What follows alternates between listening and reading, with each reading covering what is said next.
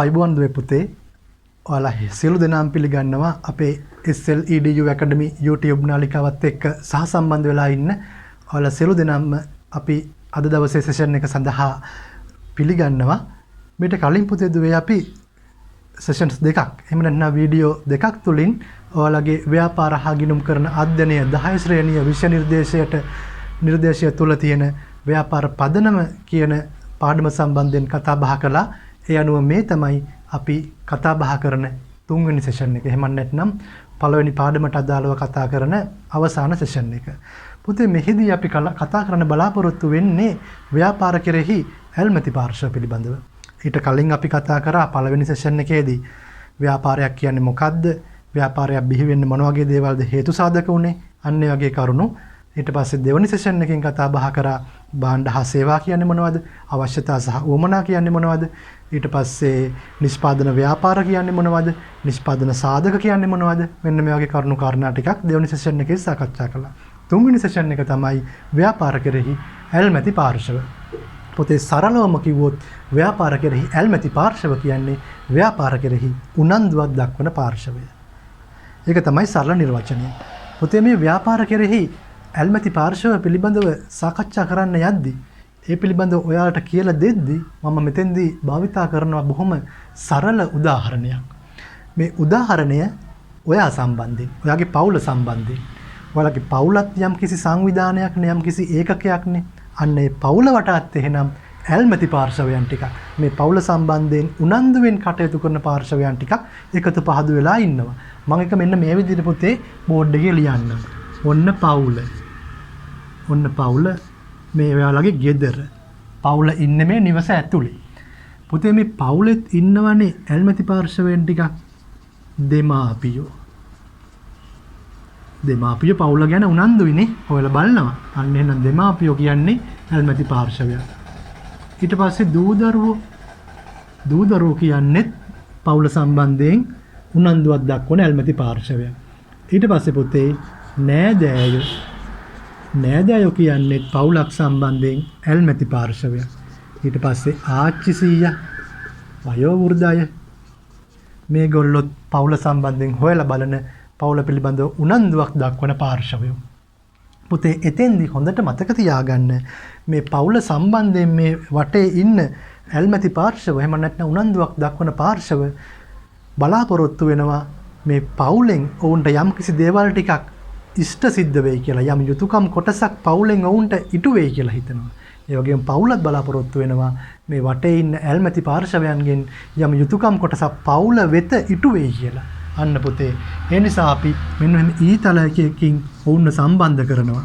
දෙපැත්තටම තියෙනවා මේ ඊ හිස දෙපැත්තටම තියෙනවා. දෙමාපියෝ පවුලනොත් යම් දෙයක් බලාපොරොත්තු වෙනවා. පවුල දෙමාපියන්ගෙනුත් යම් කිසි දෙයක් බලාපොරොත්තු වෙනවා. දෙපැත්තටමනේ. දෙපැත්තටම යම් යුතුයකම් කොටසක් ඉටු වෙයි කියලා බලාපොරොත්තු වෙනවා. දූ දරුවොනුත් එහෙමයි. පවුලෙන් යම් දෙයක් ඔවුන් වෙත ඉටු වෙයි කියලා බලාපොරොත්තු වෙනවා. පවුලත් දූ දරුවන්ගෙන් යම් දෙයක් පවුලට ඉටු වෙයි කියලා බලාපොරොත්තු වෙනවා. උදාහරණයක් විදිහට ඔයා උදාහරණයට ගන්න. පවුලේ බලාපොරොත්තු වෙනවා ඔයා හොඳින් ඉගෙන ගනී කියලා. යහපත් පුරවැසියෙක් වෙයි කියලා බලාපොරොත්තු වෙනවා. අන්න පුතේ ඔයාගෙන් පවුල යම්කිසි දේවල් ටිකක් බලාපොරොත්තු වෙනවා. ඒ වගේම ඔයත් බලාපොරොත්තු වෙනවා පවුලෙන් යම්කිසි දේවල් ටිකක්. පවුලේ ඔයාට උදව් කරයි කියලා. ඔයාට ක්ලාස් යන්න අවශ්‍ය කරන මුදල් දෙයි කියලා බලාපොරොත්තු වෙනවා. පවුලෙන් ඔයාට කෑම ටිකක් ඇඳුම් ටිකක් හම්බ වෙයි කියලා බලාපොරොත්තු වෙනවා. අන්න ඒ නිසා මේ දෙපැත්තටම යම් යුතුයකම් කොටසක් තියෙනවා පුතේ ඇල්මැති පාර්ශව සම්බන්ධයෙන්. ඇල්මැති පාර්ශව මේ පවුලුත් යම් දෙයක් බලාපොරොත්තු වෙනවා. පවුලත් ඇල්මැති පාර්ශවයන්ගෙන් වටේ ඉන්න මේ සමාජිකයන්ගෙන් යම් දෙයක් බලාපොරොත්තු වෙනවා. අන්න ඒ තියරියමයි පුතේ ව්‍යාපාරයකටත් ක්‍රියාත්මක වෙන්නේ. ව්‍යාපාරයක් සම්බන්ධයෙන්ුත් මේ සෙතේමයි. ඔන්න මම මේක මකනවා දැන්. මේක මකලා මෙතෙන්ට ආදේශ කරනවා. මෙතෙන්ට දානවා ව්‍යාපාරය. ඔන්න පුතේ ව්‍යාපාරය දැන් එනවා. පවුල අයින් වුණා. එතෙන්ට ව්‍යාපාරය ආවා. ඔන්න ව්‍යාපාරය. ව්‍යාපාරයක් සම්බන්ධයෙන් කවුද ඇල්මැති පාර්ශවයන්? පළවෙනි එක අයිතිකරුවෝ. කළමනාකරුවෝ. ඔන්න පුතේ අර ඊතලේ මම අර විදියටම දෙපැත්තටම දානවා මේ. කළමනාකරුවෝ ව්‍යාපාරනොත් යම් දෙයක් බලාපොරොත්තු වෙනවා. ව්‍යාපාරයත් කළමනාකරුවන්ගෙන් යම් දෙයක් බලාපොරොත්තු වෙනවා. යම් යුතුයකම් කොටසක් ඉෂ්ට සිද්ධ වෙයි කියලා. යම් අරමුණු කොටසක් ඉෂ්ට සිද්ධ වෙයි කියලා. අයිතිකරුවෝ, කළමනාකරුවෝ, ඉන්නවා සේවකයෝනේ. සේවකයෝ. ව්‍යාපාරයක් සම්බන්ධයෙන් ඇල්මැති පාර්ශව මේ. ව්‍යාපාරයක ඉන්න අය මේ. අයිතිකරුවෝ, කළමනාකරුවෝ, සේවකයෝ, ගනුදෙනුකරුවෝනේ. ගනුදෙනුකරුවෝ. අන්න ගනුදෙනුකරුවෝත් ඉන්නවා. සැපයුම්කරුවෝ. සැපයුම්කරුවෝත් ඉන්නවා. තරඟකරුවෝ. තරඟකාරුවොත් ඉන්නවා. තරඟ කරන්න අය ව්‍යාපාරවලට ඉන්නවනේ. සමාන වර්ගයේ නිෂ්පාදන අලෙවි කරන අය තමයි තරඟකරුවෝ කියන්නේ. තරඟකරුවොත් ඉන්නවා. ඊට පස්සේ මූල්‍ය ආයතන. ණය දෙන අය ව්‍යාපාරවලට මූල්‍ය ආයතන තියෙනවා. ආයේ කවුද? රජයත් ඉන්නවනේ මේ බලන්න. රජයත් ඉන්නවා. ව්‍යාපාරයක් වටේට මේ ඉන්න අය. තව කවුද? ප්‍රජාවත් ඉන්නවා. ඔන්න ප්‍රජාව. අනාගත ආයෝජකයෝ.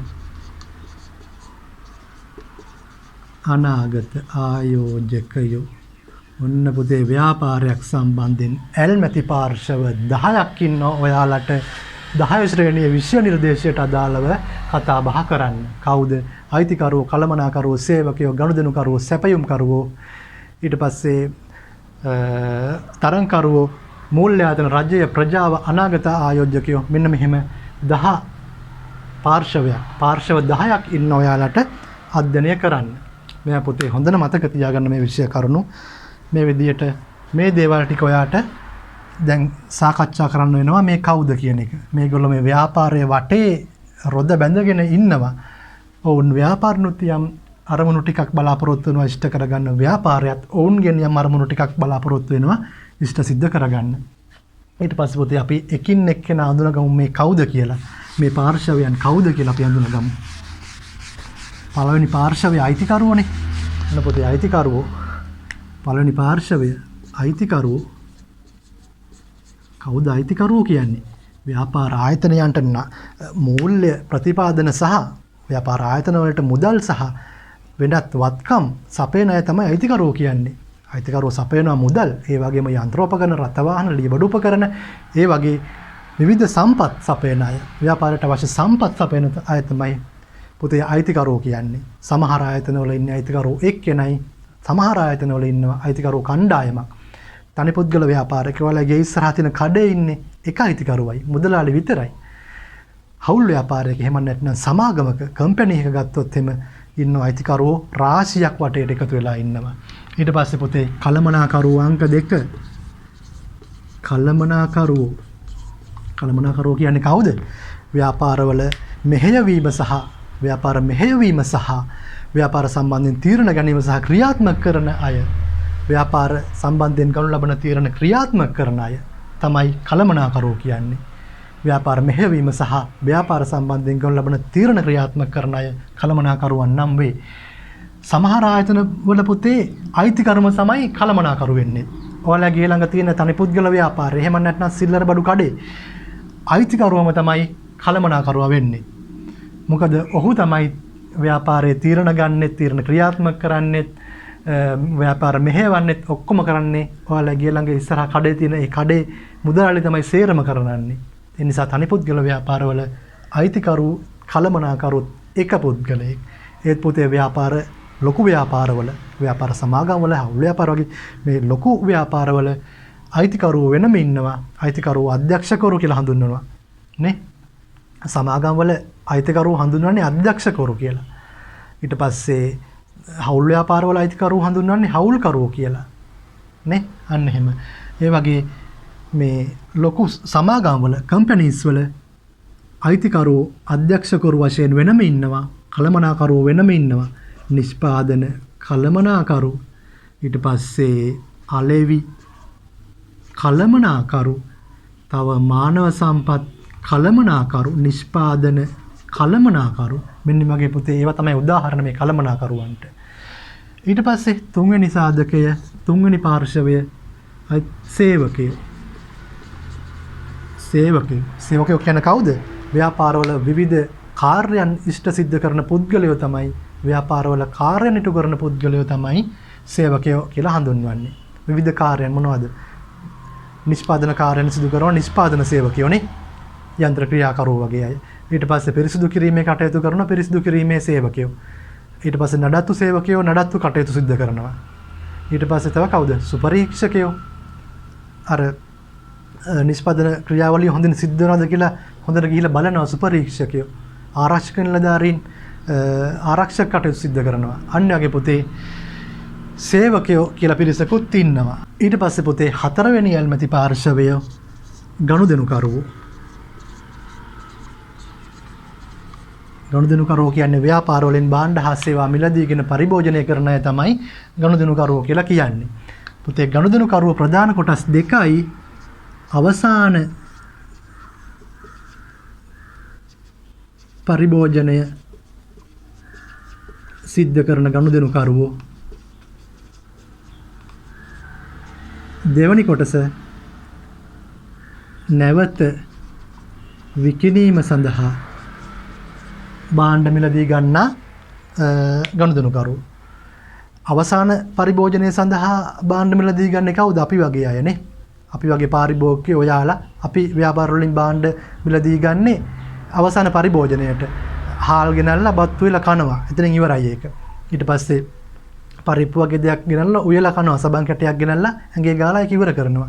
අන්න පුතේ අවසාන පරිභෝජනයට භාණ්ඩ මිලදී ගන්නා ගනුදෙනුකරුවන් කියලා ඉන්නවා. ඒ වගේම නැවත විකිණීම සඳහා මිලදී ගන්නා ගනුදෙනුකරුවෝත් ඉන්නවා. ඒ කවුද පුතේ? ඔයාලා ගියලඟ සිල්ලර කඩේ මුදලාලි. ඒගොල්ලෝ ටවුන් එකට ගිහිල්ලා ලොකු තොගබඩු කඩයකින් බඩු අරන් එන්නේ. බඩු පෙට්ටියක් අර පිටිපස්සේ බයිසිකලේ බැඳගෙන එන්නේ. අවසාන පරිභෝජනයේටද? නෑනේ. මිලදී ගන්න අයට ගමේ අයට විකුණන්න. අන්න පුතේ ඔවුන් නැවත විකිණීම සඳහා භාණ්ඩ මිලදී ගන්න අය. ඒ වගේ පුතේ ගනුදෙනුකරුවෝ කොටස් දෙකයි. අවසාන පරිභෝජනයට භාණ්ඩ මිලදී ගන්නන් සහ නැවත විකිණීම සඳහා නැවත අලෙවිය සඳහා භාණ්ඩ මිලදී ගන්නන්. පහ කවුද? සැපයුම් කරුවන්. කවුද පුතේ සැපයුම් කරුවන් කියන්නේ? ව්‍යාපාරයට අවශ්‍ය විවිධ අමුද්‍රව්‍ය සපයන අය තමයි සැපයුම් කරුවෝ කියන්නේ. ගාමන්ට් ෆැක්ටරි එක නම් රෙදි සපයන අය සැපයුම් කරුවෝ. නූල් සපයන අය සැපයුම් කරුවෝ. ඒ වගේම සේවා සපයන අයත් ඉන්නවා. සන්නිපරක්ෂක සේවා ඔය බාත්රූම් ක්ලීන් කරන ඒවා ඊට පස්සේ අතුපතු ගාන ඒවා සන්නිපරක්ෂක සේවා සපයන අය. එහෙම ඒ සේවා සපයන සැපයුම් කරුවෝ. ඊට පස්සේ ආරක්ෂක සේවාව සපයන අය ඉන්නවා. අන්න ඒ වගේ ව්‍යාපාර කටයුතු සඳහා අවශ්‍ය විවිධ දේවල් විවිධ දෑ සපයන පුද්ගලයෝ සැපයුම් කරුවෝ. 6 තරංකරුවෝ. තරංකරුවෝ කියන්නේ පුතේ ව්‍යාපාරයක් විසින් සපයනු ලබන නිෂ්පාදිත එහෙම නැත්නම් භාණ්ඩ හා සේවා වලට සමාන වෙනත් භාණ්ඩ හා සේවා සපයන ව්‍යාපාර එහෙම නැත්නම් ආයතන අපි හඳුන්වනවා සැපයුම් කරුවෝ තරංකරුවෝ විදියට. පුතේ මොනවද තරංගකරුවන්ට උදාහරණ? ඔයා හොඳට බලන්න. ඔයාලා ගෙදරට ගේන සන්ලයිට් කැටේ, ලක්ස් කැටේ, ලයිෆ් බොයි කැටේ. ඊට පස්සේ ආයෙ ගේනවා දීව සබන් කැටේ. ඊට පස්සේ වෙල්වට්. ඒවා සපයන්නේ කවුද? මේ ආයතන දෙකක් තමයි සපයන්නේ. ලයිෆ් බොයි සන්ලයිට් ලක්ස් සපයන්නේ යුනිලිවර් ආයතනය. දීව ඊට පස්සේ වෙල්වට් සපයන්නේ හේමාස් ආයතනය. ඔවුන් දෙන්න තරංකරුවෝ. තරංකරුවන් කියන්නේ එක හා සමාන භාණ්ඩ හා සේවා සපයන ව්‍යාපාර ආයතන නම් හේමාස් ආයතනය සහ යුනිලිවර් ආයතන සපයන්නේ සබන්. ඔවුන් දෙන තරංකරුවන් දෙන්නේ. යුනිලිවර් ආයතනය හේමාස් ආයතනයේ තරංකරුවෙක්. හේමාස් ආයතනය යුනිලිවර් ආයතනයේ තරංකරුවෙක්. අන්න පුතේ තරංගකරුවන් කියන්නේ ඒ වගේ අයට යම් ව්‍යාපාරයක් විසින් සපයන භාණ්ඩ හා සේවා වලට සමාන වර්ගයේ වෙනත් භාණ්ඩ හා සේවා සපයන ආයතනයක් තමයි තරංකරුවෙක් කියලා කියන්නේ. ඊට පස්සේ කවුද ඊළඟ ඇල්මැති පාර්ශවය? සැපයුම් කරුවෝ තරංකරුවෝ මූල්‍ය ආයතන. මූල්‍ය ආයතන කියන්නේ මොනවද? ව්‍යාපාරවලට අවශ්‍ය ණය සහ වෙනත් පහසුකම් සපයන ආයතන තමයි මූල්‍ය ආයතන කියලා කියන්නේ. ප්‍රධාන වශයෙන් මොනවද? බැංකු ආයතනනේ. කමර්ෂල් බැංකුව, ලංකා බැංකුව, මහජන බැංකුව, නැෂනල් බැංකුව. ඒ වගේ බැංකු ව්‍යාපාර ආයතන වලට අවශ්‍ය ණය පහසුකම් සපයනවා. එහෙනම් පුතේ මූල්‍ය ආයතන කියන්නේ ව්‍යාපාර වලට අවශ්‍ය ණය පහසුකම් සපයන ආයතන. ඊට පස්සේ 8 වෙනි ඇල්මැති පාර්ශවය. කවුද? රජය. රජය කියන්නේ ව්‍යාපාර වලට අවශ්‍ය පහසුකම් සපයන්නෙක් තමයි රජය කියන්නේ.